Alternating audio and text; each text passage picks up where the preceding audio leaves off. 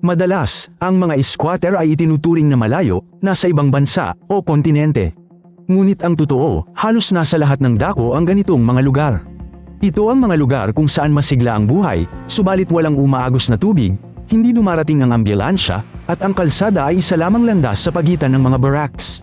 Nagsama-sama kami ng 10 squatter mula sa iba't ibang panig ng mundo. At kabilang dito ay maging ang Europa, upang maunawaan, ang kahirapan at kawalan ng pag-asa ay hindi nagtatanong kung saan ka nakatira.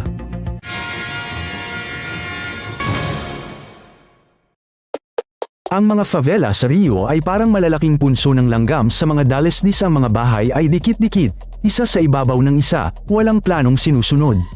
Ang mga kalye ay makitid, madalas ay hagdan lang na hindi mapapadaan ng sasakyan. Ang tubig ay binibigay ayon sa schedule, ang kuryente ay ninanakaw direkta mula sa linya, at ang basura ay kinukuha ng hindi regular. Sa maraming favela, may sariling kaayusan na umiiral, hindi pulisya, kundi mga grupong kumokontrol sa lugar at nagdedesisyon kung sino ang maaaring magtinda o magdaos ng pagdiriwang. At gayunpaman, hindi ito kaguluhan. Dito nakatira ang mga manggagawa, tindero, nurse, mga taong kung wala sila ay hindi gagana ang syudad. Sila mismo ang nagluluto ng pagkain sa mga restaurant, nagmamaneho ng mga bus, at naglilinis ng mga opisina. Ito ay buhay sa hangganan, kung saan ginagamit mo ang syudad, ngunit ikaw mismo ay hindi kabilang dito. Ang Kibera ang pinakamalaking squatter sa Kenya at isa sa pinakakilala sa mundo. Daan-daang libo ang naninirahan, walang tiyak na bilang dahil sa direhistradong bahay at pabago-bagong hangganan. Walang sistema ng kanal, basuray itinatapon sa mga hukay. Iilang pampublikong palikuran lang ang makikita. Ang kuryente mula sa pansamantala at madalas delikadong linya. Gayon may buhay na buhay ang Kibera, may eskwelahan, simbahan, mini-tindahan, at mga grupo pa nga ng teatro. Marami ang nagmumula sa probinsya, umaasang mas mapalapit sa syudad, makahanap buhay, at makaahon. Sa gitna ng siksikan, dumi, at kahirapan, buhay na buhay ang enerhiya. Ngunit taon-taon, ang mga paglaganap ng kolera at sunog ay nagpapaalalang ang buhay sa Kibera ay laging nasa bingit ng panganib.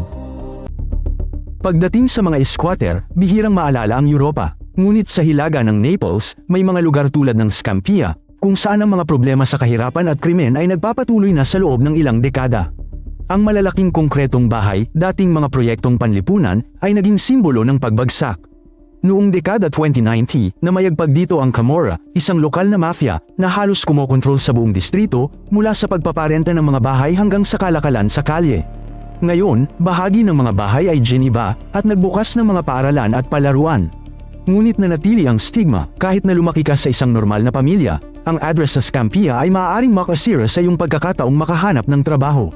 Hindi lamang ito isang mapanganib na lugar. Ito ay isang halimbawa kung paano nagkakaugat ang kahirapan kahit sa mga bansa na may maunlad na ekonomiya. Tondo, pinakamataong distrito ng Maynila.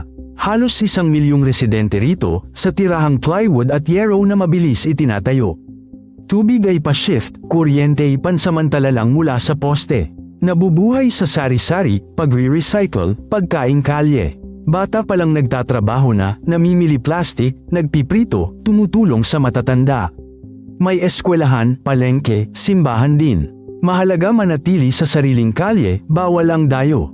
Sa tag-ulan, binabaha, lumulutang ang basura, tinatangay ang bubong. Ngunit di sila umaalis, mahal lumipat, buong buhay nila ay narito. May kapitbahay, ritmo, murang pagkain sa gitna ng karumihan at kahirapan. Tapito, isang pamilihan, distrito, at alamat sa isa. Matatagpuan ito sa mismong sentro ng Mexico City, at kilala sa kontrabando, murang bilihin, at mga batas ng lansangan. Dito mabibili ang lahat mula sa electronics hanggang sa branded na damit, ngunit sa mumurahin at walang garantiya. Ang distrito ay hindi pinamamahalaan ng estado, kundi ng mga lokal na grupo na nagpapanatili ng kaayusan sa kanilang sariling paraan. Ang pulis ay bihira at maingat na dumadaan dito. Ang mga tirahan ay nasa mismong ibabaw ng mga tindahan, madalas ay walang tubig at tamang ventilasyon. Ang mga tao ay literal na namumuhay sa palengke. Marami ang hindi opisyal na nagtatrabaho para sa mga nagtitinda o sila mismo ang nagtitinda nang hindi nagbabayad ng buwis. Ipinapakita ng lugar na ito na ang mga barong-barong ay hindi palaging tungkol sa plywood at putik. Minsan, ito ay isang buong impormal na ekonomiya sa sentro ng kabisera. Cape Flats, grupo ng pamayanan sa Timog Cape Town, tirahan ng daan-daang libong tao, kabilang ina po ng inilipat noong apartheid. Nagdurusa sa kahirapan, kawalan ng trabaho, kakulangan ng transportasyon. Barong-barong gawa sa tabla, plastic, yero. Ilang araw walang kuryente, tubig mula iisang gripo lang para sa maraming bahay. Krimen dito'y parang digmaan, ngunit may buhay sa loob, mga batang naglalaro, kababaihang nagtitinda, at mga kapitbahay na nagtutulungan. Pangunahing problema'y pagkakahiwalay, malayo sa sentro, bihira ang bus, mahirap maghanap ng trabaho. Pero kahit dito, nagtatayo sila ng bahay, nagtatanim, nagtuturo sa mga bata, umaasa ng mas magandang bukas. Ang Dharavi ay hindi lang simpleng squatter. Ito ay isang pabrika sa ilalim ng bukas na langit. Dito nakatira ang halos 1 milyong tao sa sukat na 2.5 kilometro kwadrado. Nagtatrabaho ang mga tao sa mga gawaan ng palayok, pabrika ng balat, nananahi ng bag, gumagawa ng sabon, at nagre-recycle ng plastic. Bawat metro rito ay ginagamit para sa tirahan o sa hanap buhay. Mahirap mamuhay sa Dharavi, masisikip na daanan, pampublikong kabeta, init, alinsangan, maruming tubig. Ngunit kaiba sa maraming barong-barong, may trabaho ang mga tao rito at pinanghahawakan nila ito. Maraming plano ng give-away ng lugar, ngunit takot ang mga residente na mawala ang sarili nilang itinayo. At habang naghahanap ng mamumuhunan ng syudad, patuloy na gumagana, nagpapakain, at nagtuturo ang Dharavi. Ito ay isa sa pinakasiksik, pinakamasipag, at pinakamabuhay na lugar sa planeta. Ang PETR, pinakamalaking squatter ng Caracas, kalat sa mga burol. Siksikan ang mga bahay dito, hagdan ang daan, at yero ang bubong. Pinalala ng krisis ang kahirapan, tubig sa bar aisles, di matatag na kuryente, pagkain sa rasyon o pribado. Halos hindi pinupuntahan ng autoridad, hinahati ng lokal na grupo ang mga lugar. Gayunpaman, nag-aaral ang mga bata, may nagbubukas na kapehan, at may konsyerto sa bubong. Hindi sila tumutunganga, umaangkop sila. Ang pinakamabigat ay hindi ang kalagayan, kundi ang kawalan ng katiwasayan, putok sa gabi, nakawan sa araw, takot sa sunog o pagkaantala ng serbisyo. Walang mapupuntahan dahil madalas wala ng ibang pagpipilian.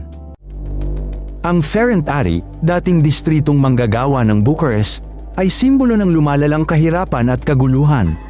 Ang mga tirahang itinayo noong Sobyet ay nagluma kasabay ng pagbagsak ng ekonomiya at pagkawala ng trabaho. Ngayon, kalat ang abandonadong apartment, gawang sariling extension, tambakan ng basura. Irregular din ang paghakot. Nahaharap ang kabataan sa kawalan ng trabaho at stigma, mahirap makahanap ng trabaho o tirahan ang taga roon. Sinisikap itong baguhin ng syudad sa paglalagay ng kamera, ilaw, pagtulong sa paaralan, ngunit mabagal ang pagbabago ng lipunan.